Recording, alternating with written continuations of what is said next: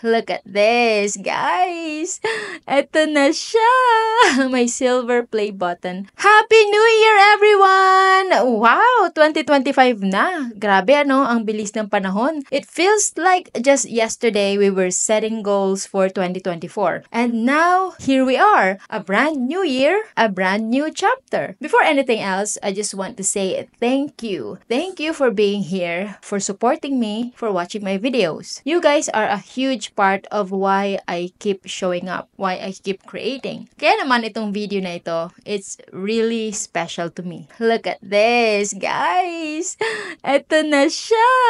My silver play button from my other channel. Grabe, when I started YouTube, pangarap ko talagang magkaroon isang silver button. And now, it's in my hands already. This is really a proof na kapag may pangarap ka and you work on it, talagang mangyayari ang mga dreams mo. And here we are. And I'm glad to share this happiness and my milestone in my YouTube career sa inyong lahat. And sobrang ganda niya. Para siyang trophy ng lahat ng hard work, late nights, doubts, and fears. Honestly, this feels like the best gift I've received for 2025. At nagsisimula pa lang ang 2025. But you know what? When I finally held this, ang dami kong naisip, ang daming mga flashback. Naalala ko yung unang beses na mag-upload ako ng video sa YouTube. And if you've ever started something new, you will probably relate. Parang ang awkward mo, parang hindi ka bagay, ganon. Ganon na ganon ako when I first uploaded my first video.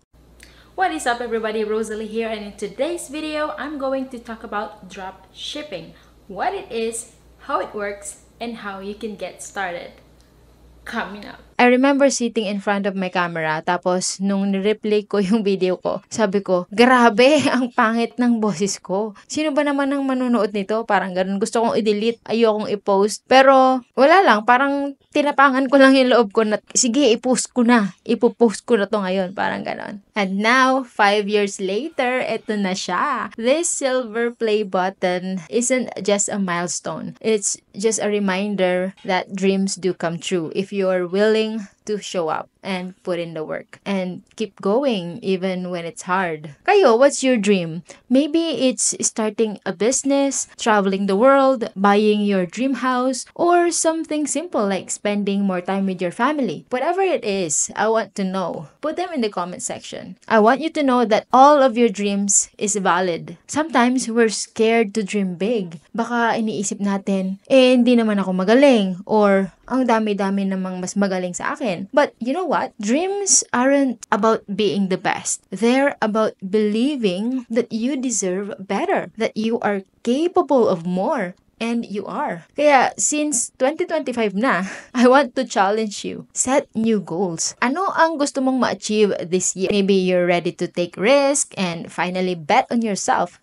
Sabi nga nila, di ba? Life is short. Baka mamaya, too late na pala. Kaya habang kaya pa, gawin na natin. For me, ang dami kong gustong gawin ngayong taon. Every new year feels like a fresh start. A chance to realign, reimagine, and reset. At ito ang mga goals ko for this year. First is spiritual growth. This is my number one priority. I want to be more grounded in my faith. Gusto kong maglaan ng time every day for prayer and reflection. Hindi lang yung magdadasal ka kapag may problema ka or kapag may hinihingi ka. Pero yung araw-araw na magpapasalamat, give thanks, and reconnect with God.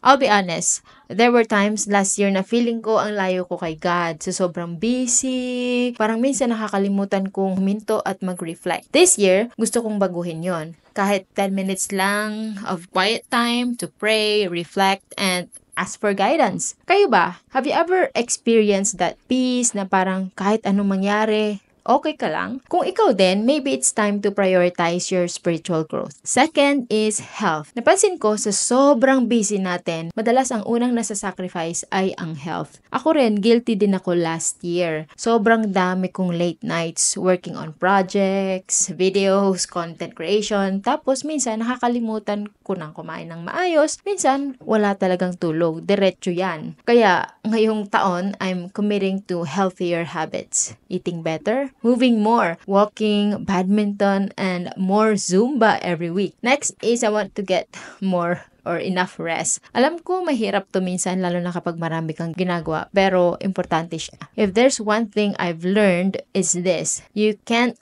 pour from an empty cup. Paano mo maaabot ang goals mo kung ikaw mismo drained ka na? Kaya this year, let's take care of ourselves better, shall we?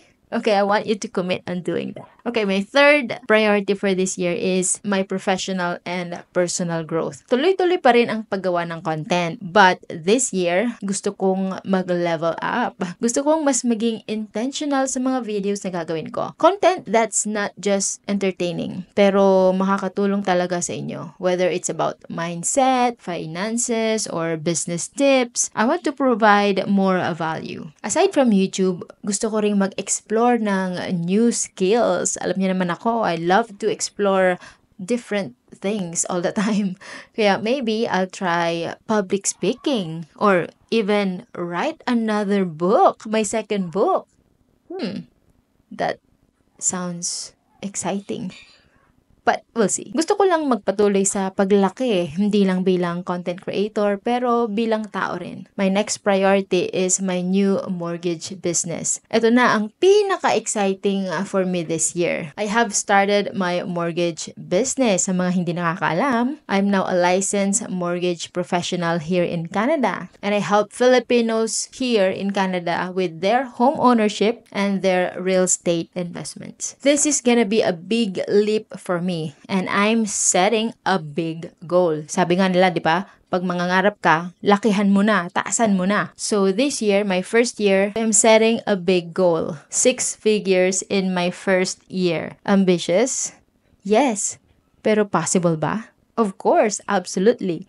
I know it won't be easy, but I'm ready to put in the work. So bakit ko to ginagawa? Because I want to help Filipinos here in Canada. Ang daming nangangarap magkaroon ng sariling bahay. Pero natatakot kasi hindi nila alam kung paano magsimula. I've been there, kaya I can relate. I've seen so many families who struggle with this, and I want to be that guide for them. If you're one of those dreamers, know that I'm here for you. Or if you know somebody in Canada who needs help, then I'm here. And I also created my new YouTube channel, Sally the Mortgage Pinay, where I share some tips and insights about real estate and mortgages. So make sure to check that out at mag-subscribe ka na rin. What about you? Ngayon, kayo naman. Ano ang mga goals nyo this year? Is there something you've been wanting to try but you're scared to start? Or maybe you're unsure how to begin? Share it in the comments. This is your chance to declare your goals and take that first step. Let me give you a few examples. Starting a business. Maybe you've always wanted to sell something online, but you don't know where to start. Start small. Research, create a plan, and just begin. Next, learn a new skill. Want to learn baking, painting,